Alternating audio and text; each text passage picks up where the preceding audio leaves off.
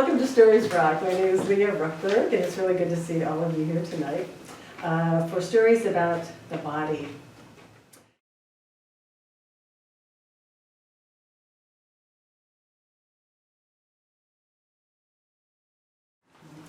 Our next reader, Jane Knickerbocker, is a marketing communications professional, writer, and musician.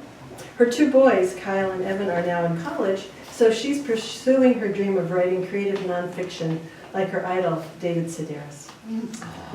You can check out her blog, Just Jane, at janeknickerbocker.com to find out more about her strange relationship with scissors and beach balls. And a little known fact, Jane was once told by a magician, David Copperfield, that she was too heavy to levitate. Welcome, Jane.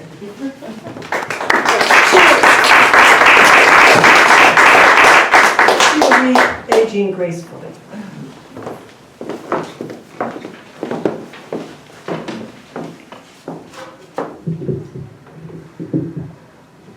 It's funny because I was really stressed out about picking the topic, the body. I went through all the parts of my body, and I have mutant little fingers, and I was going to write mine about that. So they're pretty bad, so I'll show you after the show. But I'm going to talk about aging, which I know a lot about. So one day not too long ago, I made one of my infrequent trips to Eastview Mall because I needed something hip to wear to an event. I saw a store called Zoomies or Zoomias or something I wasn't familiar with, but it looked like it had some cool stuff, so I went in. I flipped through the racks of clothing, and soon enough, of course, a salesman approaches me. He smiles broadly and asks, "Looking for something for your daughter?" I paused, and I was completely stunned, and a lot of thoughts went through my mind, mostly, F you. I smiled and calmly replied, "No, I don't have a daughter," and immediately walked out, secretly fuming. When I got home, I told my son what the salesman had said. My son said, "Mom, what are you doing going to Zoomies? That's like me going to Talbot's." Okay. Another day I was at the grocery store. I was wearing my Oswego State sweatshirt. The cashier greeted me and asked, "Oh, do you have a kid who goes to Oswego?" I smiled and calmly replied, "No." I walked out, secretly fuming. Another day I was on my way home from graduate school class, and I stopped at the pizza shop to get a slice right as it was closing. I said to the guy, "I'm sorry I'm coming here way too late. I just got out of class." He replied, "Oh, where do you teach?"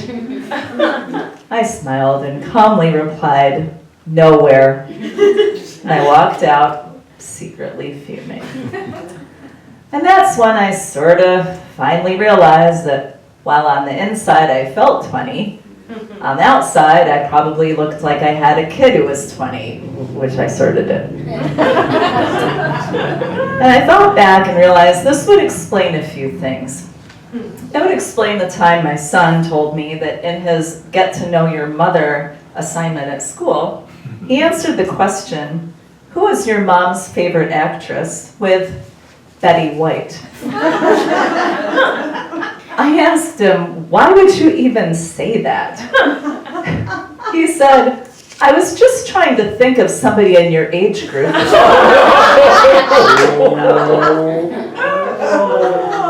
Or the time when I went a little crazy and formed a rock band several years ago in my 40s and joked to my son that we should call the band Midlife Crisis.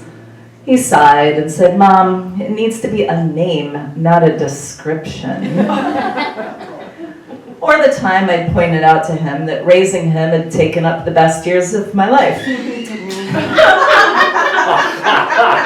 I know, bad mom. He replied, "Mom, the best years of your life were 20 years ago." Oh. He's sort of right. So it was all adding up, and it was time to face it head on. I was aging, and clearly I wasn't fooling anyone. my body, so this is how I worked my body into this. My body had turned against me.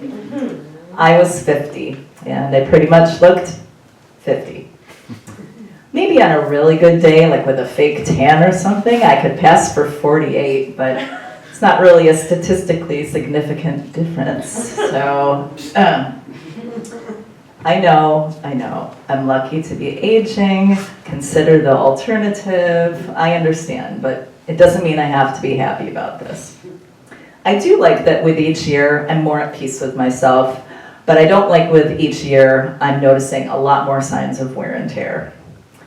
I'd like to learn to age gracefully. I remember when I was just out of school at my first job, I was in the ladies' room at work. I saw an older coworker at the sink putting makeup on the backs of her hands to cover up the age spots. I thought to myself, wow, how sad that she thinks she has to do that. Well, now I get it. So I'm trying to get in touch with my feelings about this. My currency has never been my looks, but it wasn't until I started gradually losing them that I fully realized how much my looks were a part of my self-esteem. A few months ago, I noticed a freckle on the back of my hand. I realized the other day that it wasn't a freckle. It was an age spot. I calmly regarded it, but secretly I was fuming.